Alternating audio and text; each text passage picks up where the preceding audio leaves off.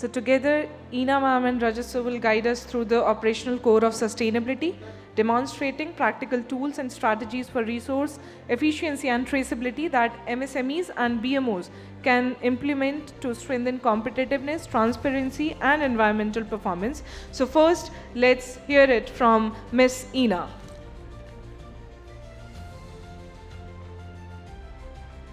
Hello hi hello everyone नमस्ते मेरा नाम ईना है I work for traceability and sustainability so I will be talking about this platform called Reverse Resources. I will try to speak in how many of you are comfortable with English? Most of you. And Hindi mein, yeah. So I'll try to speak in both the languages, though I don't know the term digital traceability in Hindi. Digital traceability का हिंदी नहीं पता है मुझे, पर मैं कोशिश करूँगी कि मैं इन दोनों लैंग्वेजेस को मिक्स करके आपसे बात कर पाऊँ. So basically reverse resources, Estonia एक देश है यूरोप में. It's a very small country with 13 lakh population. It got separated from USSR. मैं बताऊँगी मैं हिस्ट्री एस्टोनिया की क्यों बता रही हूँ, because it is very important for what reverse resource does. So basically Estonia एक देश है यूरोप में. USSR से 1991 में अलग हुआ और it became the first digital governance for the world. Estonia is way ahead what other country do.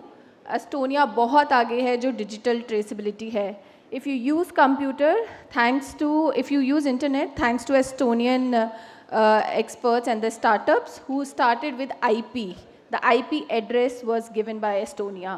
Pipedrive is given by Estonia. Skype is given by Estonia. So it is a very small country with 13 lakh people, and they have the best digital platforms. So one of them is Reverse Resources. So basically, what Reverse Resource does. So Reverse Resource is basically targeting the 15% of traceability from textile to textile. Where it starts, basically we do network for the compliance, we do work with the brands, we work with the large brands. I'll show you the PPT where the name of the brands are. We work with the manufacturers who make garments, we work with the waste handlers who take the waste, and we work with the recyclers who recycles this waste. So there is a lot of stakeholders in this platform. It is a SaaS platform, it is a software platform. Like you use Gmail, it is similarly like this. You open your account, you start using it, you start putting the data, and that's how it works.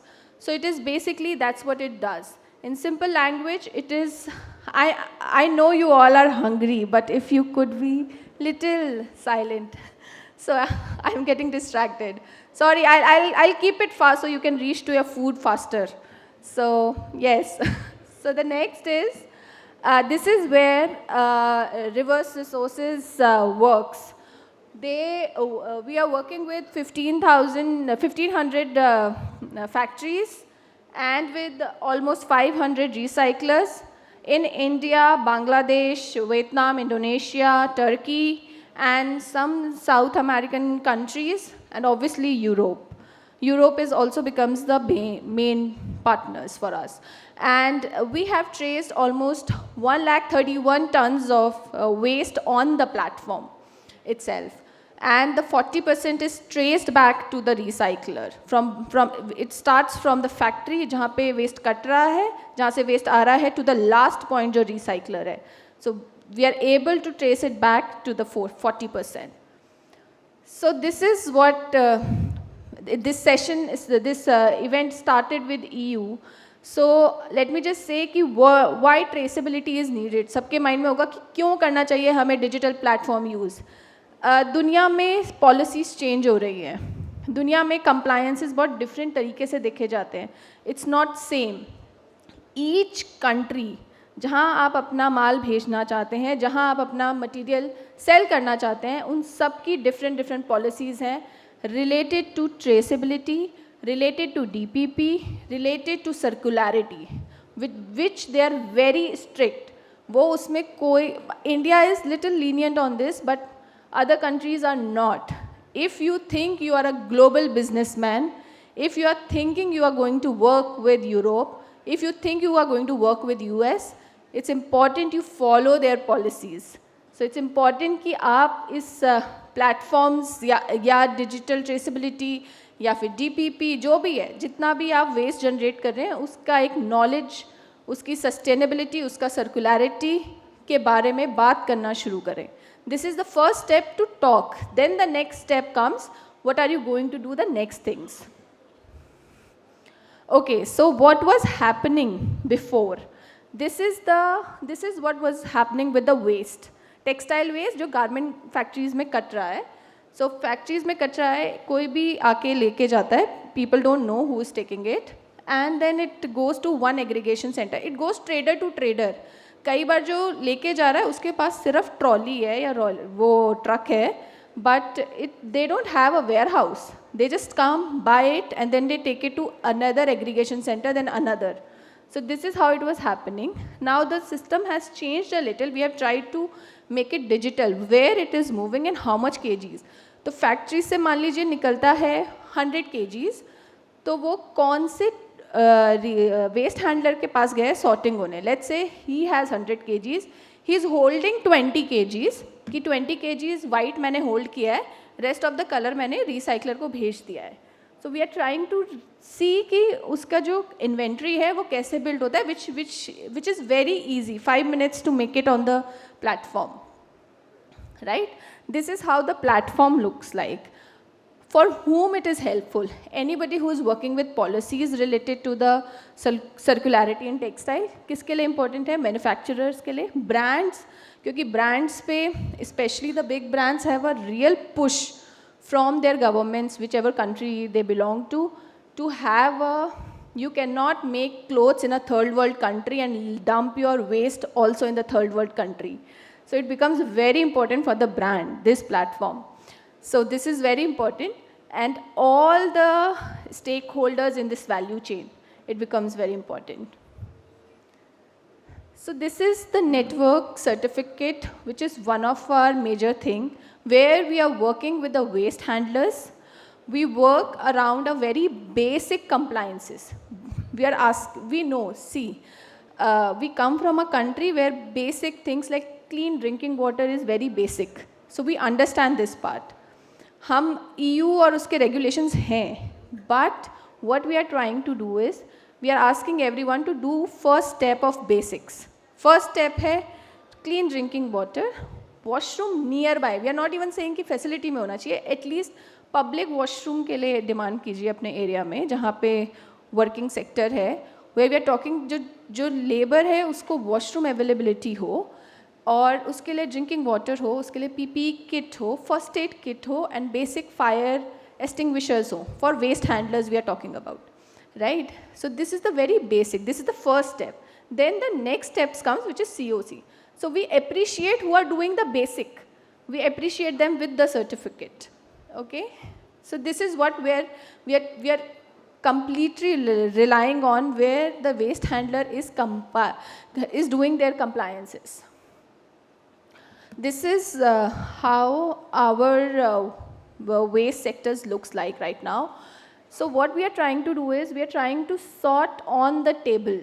We are asking our manufacturers, 1500 manufacturers, to whatever material they are getting. अगर आज ये वाली साड़ी बन रही है तो इसका जो cutting waste है वो इसी टाइम इसी टेबल पे इसी बिन में जाके ये यहीं पे पैक हो जाए. Rather than आप सारा एक कमरे में भरते जाते हैं, it's better you pack it in the one bag, ताकि sorting की हम cost down करें and sorting at the source कर लें. It is same as what we say that do it on the source, wet waste, dry waste at home. Same thing. That's what we are trying to do with our manufacturers. Then it goes, so it easily get color sorted. Then it is easy to sell. You have already reduced the contamination. Before this, what was happening? Table पे जो भी था, इसके साथ needle भी जा रहा था, इसके साथ कभी कभी कार्डबोर्ड भी आ रहा था, प्लास्टिक भी आ रहा था. That also reduced. Sorting at the table helped and reduced it. And then it is getting transported, which is the shipment, who is going through the RR certified, which I just showed you, certified waste handler. So this is a dummy report. This is how the dummy report looks like to the brands and manufacturers and recyclers. How this is the Sankey, it's called Sankey, and this is how the movement of the waste is happening per date. You can see which date you have moved your waste. You can see it on the platform. You can do it year-wise, you can do it month-wise, and you can also add the composition. कि कौन-कौन से composition का waste है. You can also expand it to what kind of a recycling it has gone to. So once the report comes, that's how it looks like. It has almost 8 to 9 pages like this. So RR report, the previous report which I showed, helps in getting Higgs FEM index answer. Higg FEM, जिन लोगों को नहीं पता है, Higg is a compliance which most of the factories have to do, and they have to fill the questionnaires and the answers. So the answers is easily filled by the report I have shown you before. So when we sat with the Higg team and we decided that how the structure of a report should be, so it helps the manufacturers. So this is how it helps. The part in yellow is it can answer it partially, but the part in green it answers it completely. So if you have the report of reverse resource, you can easily answer Higg and you can get a Higg certification easily. So what we are trying to do in Panipat is we are trying to do a pilot there with 5 of our units where the marketplace will be the part. Right now I was talking about the traceability, but the next phase which we are launching right now is the marketplace, where we are trying to work with manufacturers to the waste handlers. Manufacturers अपना material जो भी हम पे इतना kg cotton है, इतना kg nylon है, जो भी है वो सब अपना platform पे डाल देते हैं. Waste handlers उसको platform से देख सकते हैं और multiple waste handlers not in India but across the world can see it. If there is a demand, they can buy it.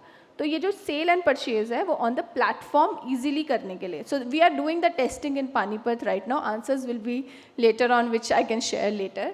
But right now we have already tested this in Tirupur, and there are almost 48 factories which is using this platform for marketplace. There are already more than 300 factories which is using this platform, but there is 48 factories which is using it only for the pilot phase, which was very successful there.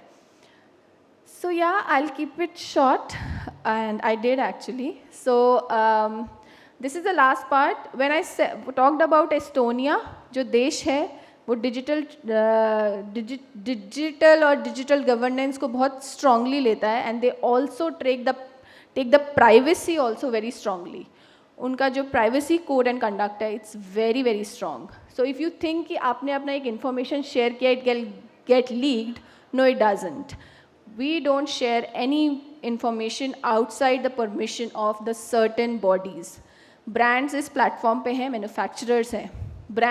Manufacturers choose कर सकते हैं कि वो brand को कितनी information दिखाना चाहते हैं. They can choose. Same for waste handlers. ऐसा नहीं है कि waste handlers low income group है तो इनका सारा data share कर दो. No. So Estonia takes it data privacy very seriously. So the company does. So that's what. And thank you so much everyone. And I will end here. I know knowledge sessions are usually boring. I hope I did not bore you. And we can talk about this during the lunch if anybody has any questions. Thank you so much.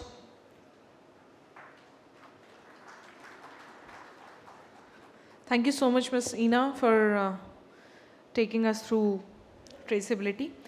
Now, may I please invite Sri Rajat Batra, sir, Chief Executive Officer, Sustain Consulting. And after this, everybody will join us for lunch.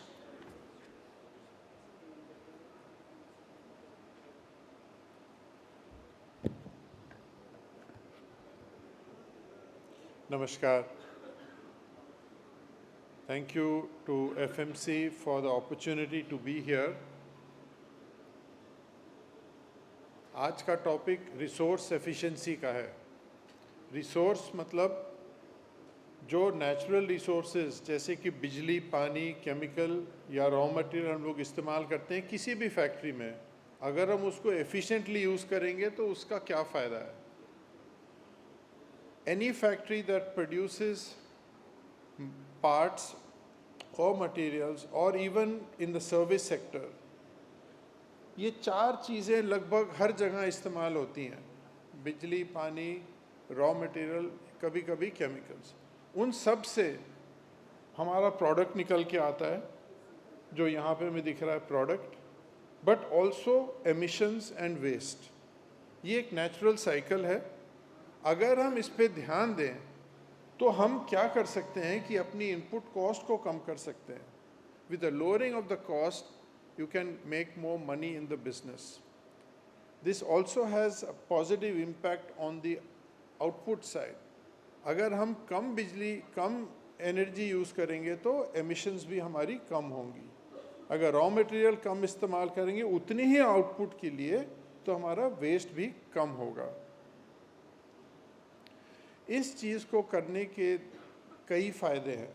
अगर हम resources को efficiently use करेंगे तो सबसे पहला benefit है हमारी cost कम होती है। दूसरा बेनिफिट बिजनेस कॉम्पिटिटिवनेस आता है। अगर मैं अपने पड़ोसी के मुकाबले ज़्यादा मटेरियल वेस्ट कर रहा हूँ तो जाहिर है उसका बिजनेस बढ़ेगा, मेरा बिजनेस नहीं बढ़ेगा। कॉम्पिटिटिवनेस का एक बहुत अच्छा ये माध्यम है। Second, the third point is about export. सुबह से हम सुनते आ रहे हैं कि यूरोपियन कंट्रीज़ या डेवलप्ड कंट्रीज़ में एनवायरमेंटल रिक्वायरमेंट्स बढ़ रही हैं, इंडिया में भी बढ़ रही हैं रिक्वायरमेंट्स। और अगर हम एक्सपोर्ट की तरफ ध्यान देना चाहेंगे तो एनवायरनमेंट साइड को स्ट्रॉन्ग करना ही पड़ेगा। आने वाले समय में ये रिक्वायरमेंट्स और बढ़ने वाली हैं। इससे पहले भी आपने सुना जब पैनल में डिस्कशन हो रहा था कि आपको चेंज की तरफ ध्यान देना है, और चेंज जब आगे निकल जाएगा पीछे पीछे दौड़ने के बजाय समय पे शुरू करें। Get ready now. उसके कई और फ़ायदे हैं। अगर आप रिसोर्स एफिशिएंसी पे ध्यान देंगे तो आपका कार्बन एमिशन कम होते हैं, फैक्ट्री में हेल्थ एंड सेफ्टी में भी इम्प्रूवमेंट होती है, ESG environment management system, overall बहुत बेनिफिट्स हैं। अगर हम नेशनल लेवल पे बात करें तो गवर्नमेंट की तरफ से भी काफ़ी सपोर्ट मिल रहा है और ये इनकरेजमेंट मिल रही है। एक नेशनल रिसोर्स एफिशिएंसी पॉलिसी बनी हुई है जो कि मिनिस्ट्री ऑफ एनवायरनमेंट फॉरेस्ट ने अभी ड्राफ्ट स्टेज पे निकाली है। आने वाले समय में रिसोर्स एफिशिएंसी सेल क्रिएट हो रहा है।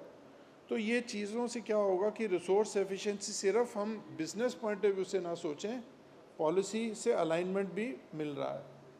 उसके अलावा एनर्जी एफिशिएंसी में तो बहुत काम हो चुका है। इस पे बहुत प्रोग्राम्स हैं, स्कीम्स हैं जिसमें कि फैक्ट्री वाले, बिजनेस वाले इसका फ़ायदा उठा सकते हैं।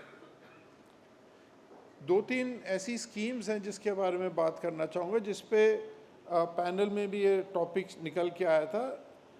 एक है अदिति स्कीम जो मिनिस्ट्री ऑफ पावर की अभी चल रही है। इसमें 14 सेक्टर्स पे सपोर्ट दी जा रही है जिससे कि कॉस्ट सेविंग्स आए, बट मिनिस्ट्री का of course main focus is energy efficiency, जिसमें कि 1000 करोड़ की स्कीम लॉन्च की गई है। Apart from that world bank supported एक स्कीम है जो मिनिस्ट्री ऑफ MSME की तरफ से है, जिसको बोलते हैं रैम्प। इसमें भी ग्रीनिंग ऑफ MSMEs के ऊपर काफ़ी एम्फेसिस दिया गया है। तो अगर आप देखें तो government not only state national level but also state level पे बहुत सारी स्कीम्स हैं जिसका हम लोग फ़ायदा उठा सकते हैं और उसका उठाना चाहिए फ़ायदा। अगर हम देश से बाहर जाके बाहर की बात करें, इंटरनेशनल लेवल पे एक बहुत इम्पॉर्टेंट शिफ्ट नज़र में आ रहा है, क्योंकि सारे इकोनॉमिस्ट और पॉलिटिशियंस को ये समझ में आ रहा है कि जिस रेट से ग्रोथ हो रही है, हमारी जो धरती से हमें जो रॉ मटेरियल्स निकालने हैं वो 60% एडिशनल रिक्वायरमेंट होने वाली है अगले 20 सालों में। ये कहाँ से आएगा मटेरियल? इस सब मटेरियल के पीछे वेस्ट भी पैदा होता है। जब भी हम कुछ भी एक्सट्रैक्ट करते हैं there is a lot of waste generation.